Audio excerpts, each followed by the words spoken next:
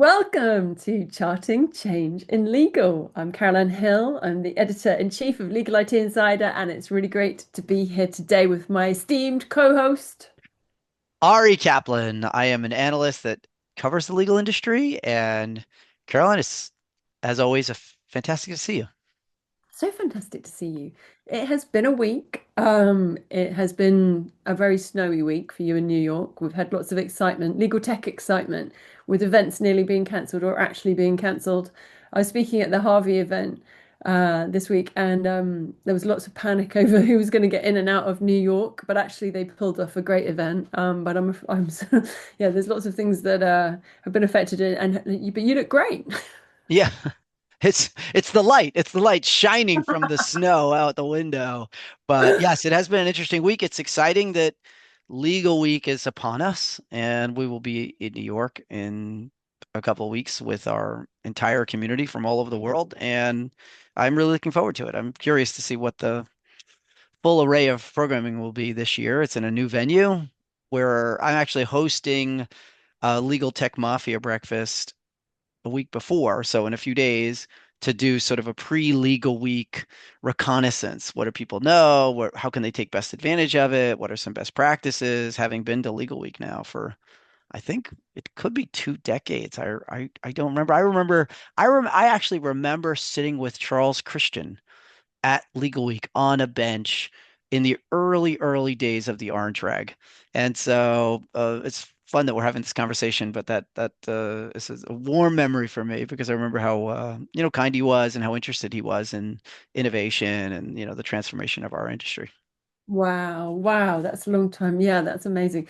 I think there is a lot of like hesitation because we for so many years have known where we're going to meet and what it looks like and how to make plans and now no one knows anything really. So it's like where should we say we're going to meet? Well, we've got no idea.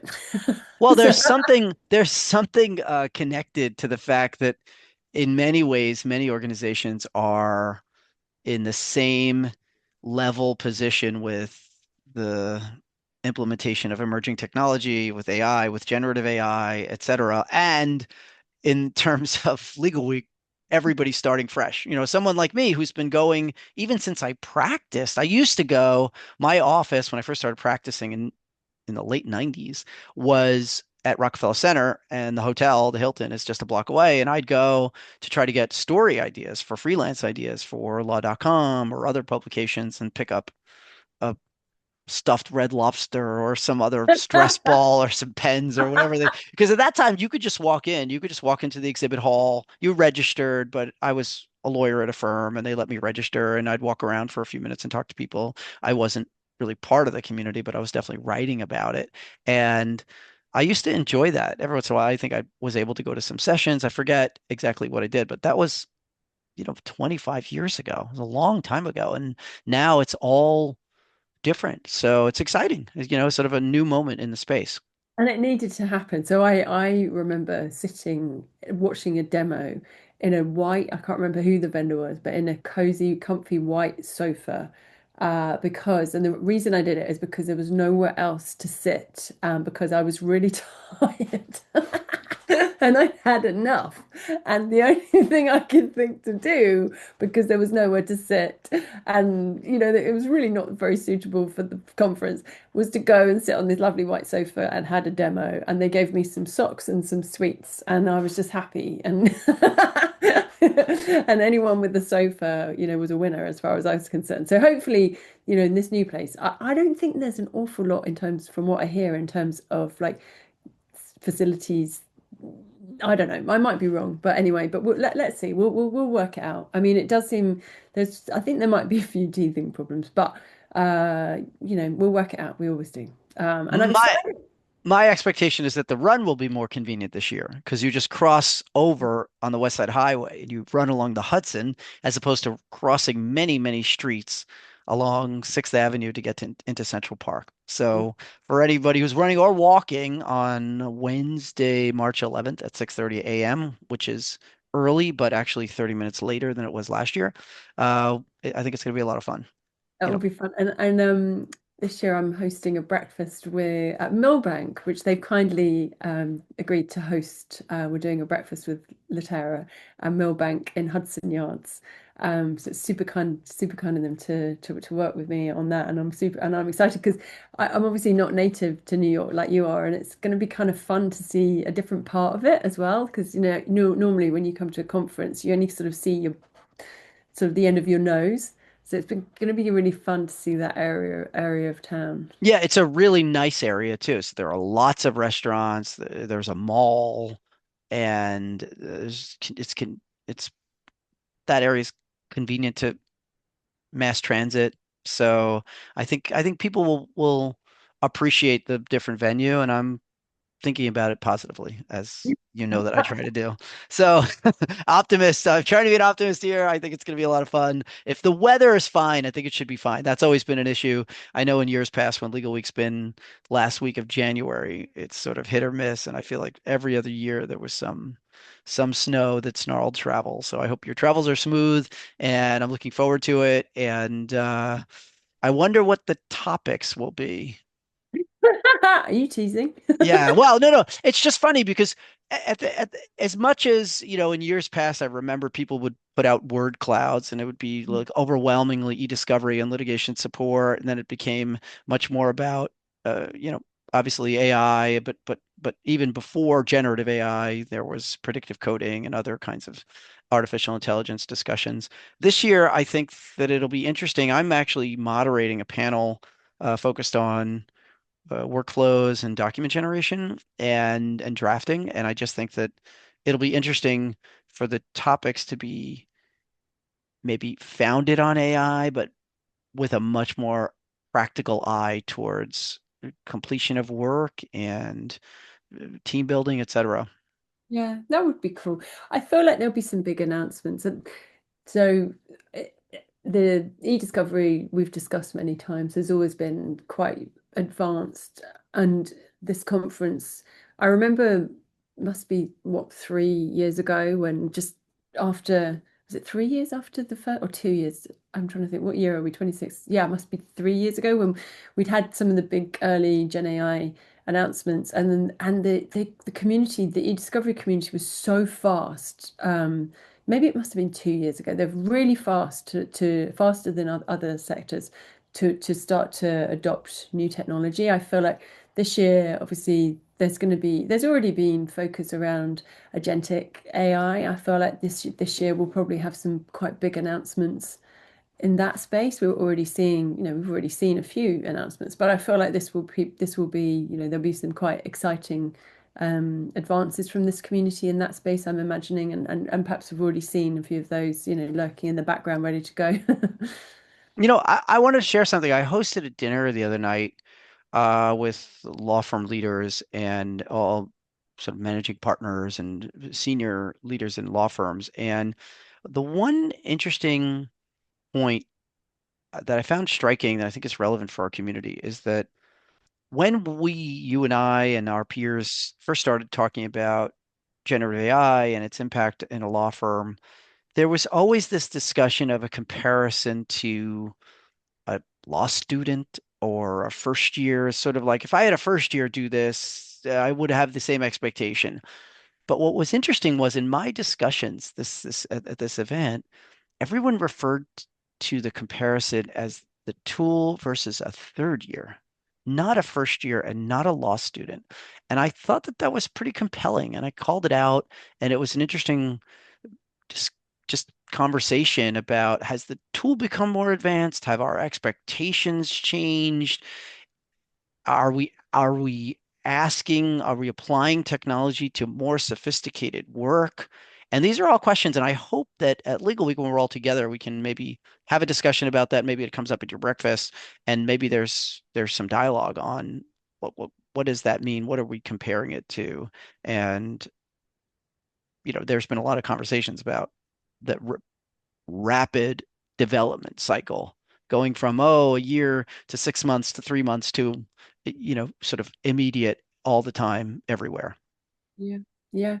Yeah, I mean, I don't know that I've necessarily seen exactly that, but I'm certainly having conversations that are kind of parallel to that about training. So I did a podcast 2 days ago with the head of innovation at Womblebond Dickinson here in the UK, Sam Dixon, and we were talking about training, and because that then has repercussions, right? If you've got tech doing sort of work at that level, what does that mean in terms of how the younger lawyers are being deployed and the types of work that they're doing and how much of it, how they get training and all of that kind of stuff. With that's not a new conversation, but I feel like it's evolving as the tech's evolving and as our understandings evolving. And we were talking about it was really fun actually. We were talking about a lot more simulated training needs to be available. And Sam had this really interesting analogy about you wouldn't expect a fighter pilot to get experience on the job, and he was saying that it's kind of ridiculous that we feel like everything has to be by osmosis in this day and age of very evolved technology. Like, why do we feel like the best type of training is through osmosis from really busy people? And it was kind of fun, right? Because it's like actually there's a lot that needs to catch up in terms of the ability to deliver on that. But actually the concept is quite right, that this tech is evolving as you've observed, it's going to be doing higher and higher level work. That's really interesting. I hope, like you, that we can start to discuss some of those sort of topics at Legal Week. It's a great shout. But yeah, the training side of things is quite interesting too. When I remember when I first started practicing, the partner that I worked directly with would ask me to do an assignment, give me a little bit of background, suggest which book at the time I was still using books, which book to look through or CD-ROM based research, and then evaluate my work with me. He would write, red pen the whole project and then sit down with me and say, this is what you should have done. This is where we want to emphasize something for the client. This is a question that I think the client will ask that you didn't anticipate that it would ask.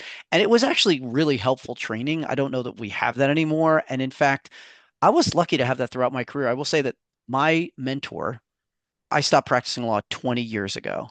And my mentor is being honored for a lifetime of achievement and has asked me to introduce her at this award ceremony. And I'm incredibly honored, but it really goes to show her impact as a mentor on me that 20 years after I stopped practicing law, we still have such a strong connection that I'm introducing her for an award. And I hope and it would be incredible for our profession if the extra time that gets freed is at least in some way allocated to that, to sort of enriching the experience as a practitioner. Because if it's just about saving time to have more pie in the pie eating contest, I don't know that, we end up thriving and push forward. And I just, as I think about this, because I'm thinking about introducing her because that ceremony is coming up, just so like honored that I was lucky enough to have that relationship. And it wasn't the only one, but it was the most profound one because I mentioned the person I worked with when I first started practicing was a different individual. And he also was very committed, although I think he recognized, and I think leaders are increasingly recognizing that if they put in the time, they will get a much richer practitioner in the end. And if they don't, they'll have to deal with the same challenges over and over, and nobody wants to do that. So I think we have some decisions to make in terms of how we reallocate some of that time. So interesting. And that's very thoughtful. And that's lovely that you're doing that, not I'm not surprised, but it's lovely and um but I mean, I think yes, I agree with you in terms of we should make the time, and actually if tech frees up time, that is something very to think about in terms of how to be thoughtful and where you need to allocate that time and to continue providing that mentorship, which is so important. But I think just the issue being that um, the tasks, it's simply the case of some of those tasks that we have done traditionally won't be done. So it's not just simply a case, is it, of mentoring. It's a case of some of the tasks that we cut our teeth on don't exist. I mean, some of them haven't existed for a long time, though. That. So with e-discovery, they've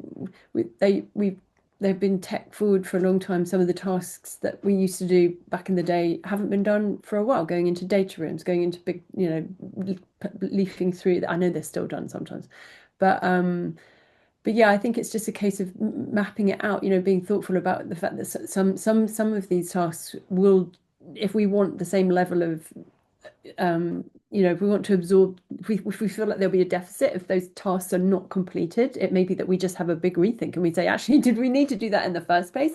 But some of it maybe need to be simulated. But I absolutely take your point that there's got to be thoughtful mentoring as well. It can't all be done by tech. I just want to call out something as we get closer to Legal Week. I am so fascinated by the array of incredibly cool roles that now exist in legal. When I practiced, there was a lawyer, a paralegal, you could become a partner. It was just wasn't there weren't a lot of options. And so people left the profession. They're thinking, well, I don't want to practice anymore. I'll do something else. Maybe I'll go work for the client. It was there were very limited options. You could, I guess, leave and do something like what I've done, but I don't even know what that is anymore. And I think that it's so cool. Every time I meet someone, I'm like, what do you do? I'm a legal AI engineer. I am a data scientist, something, something. And I just think, the companies that exist now, fascinating, super cool, seem really creative, really dynamic. The space is just evolving in a very fun way. And I'm really interested to go to Legal Week and meet people who have titles I couldn't even dreamed of, and I made up my own title, right? And I just think that it's very cool. Whenever I run into somebody, I'm just like, wow, what exactly does that mean? And they laugh because they're like, it's actually a title that is supposed to deal with AI, but I have the freedom to do X, Y, and Z. And I think that sounds amazing. So I think that it's going to be a different. My sense is it'll be the first legal week here, but it'll also be different because we're, I don't know, in a new era. Yeah. It's cool, isn't it? And actually that should give hope as well, because in there's been some headlines recently about business services roles coming to an end, and so another whole big conversation around that we may not probably have now, but that I think some of that's just a bit of not completely always what it seems on the surface anyway, but obviously a lot of it's being put down to AI. But so it's important to focus on those new roles, that, and in the same way as, so, we're seeing sort of challenges. There's and AI people are talking about, will it take away jobs? And it probably will. There's all these new roles being created, and I feel like we don't even know what new roles there will exist in the future. We're already seeing a proliferation of new roles. Like, you're seeing it advertised, I see it on LinkedIn all the time. Loads of adverts for people, anybody with AI and legal expertise, so in demand right now. Yeah, and I actually was facilitating a what I call a litigation leaders roundtable based on some research that I had done with Opus 2. And there were litigators from law firms in the room and litigation support leaders in the room.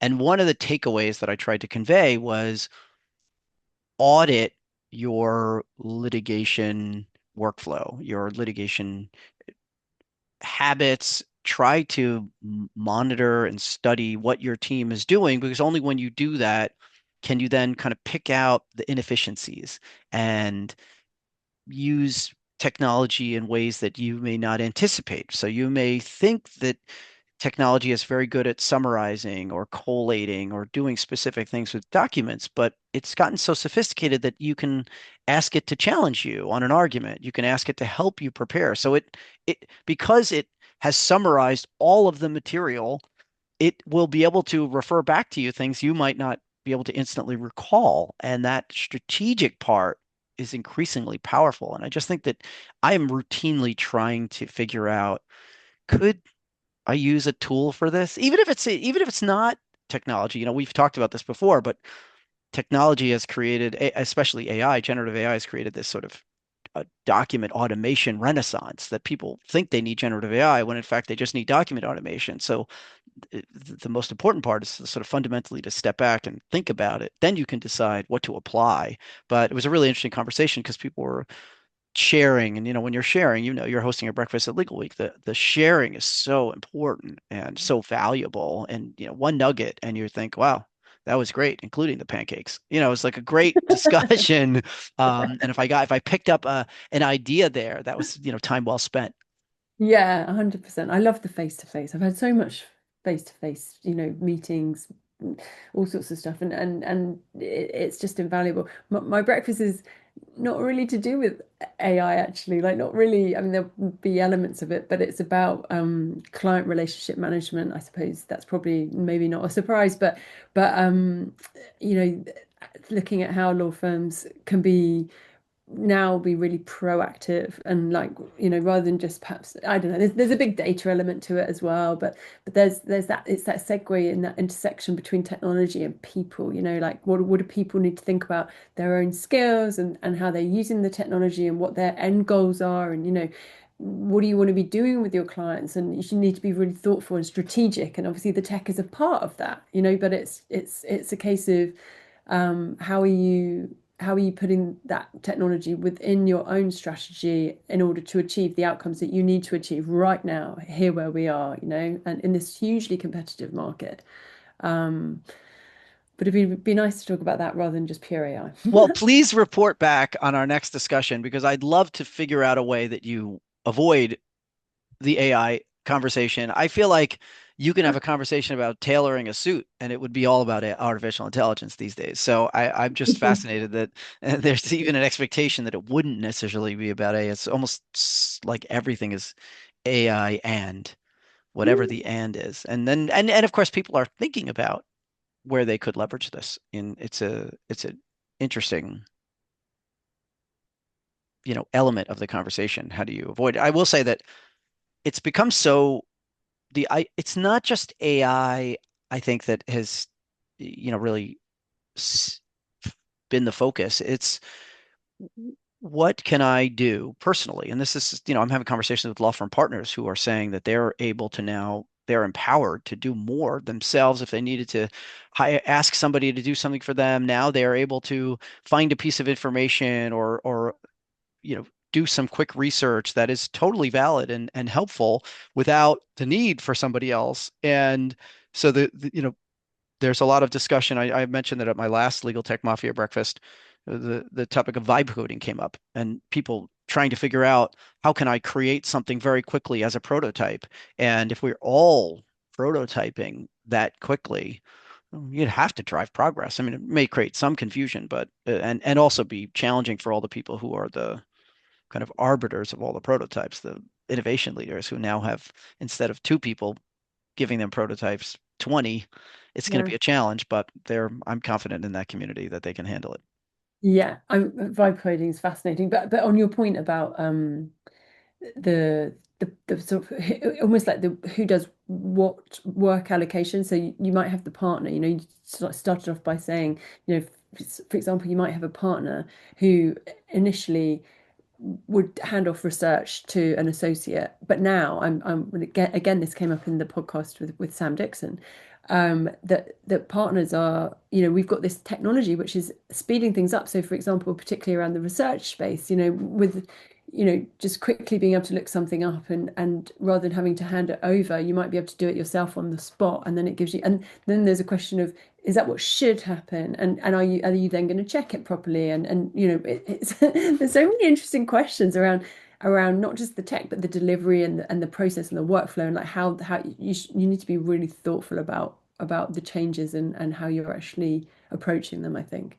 Senior leaders haven't appreciated and are only now increasingly appreciating the fact that they're actually incredibly well positioned to take advantage of many of these tools because they have the judgment to rapidly decide whether or not the result is what they're looking for. They can distinguish good from bad in a way that a more junior person just doesn't have the exposure to do.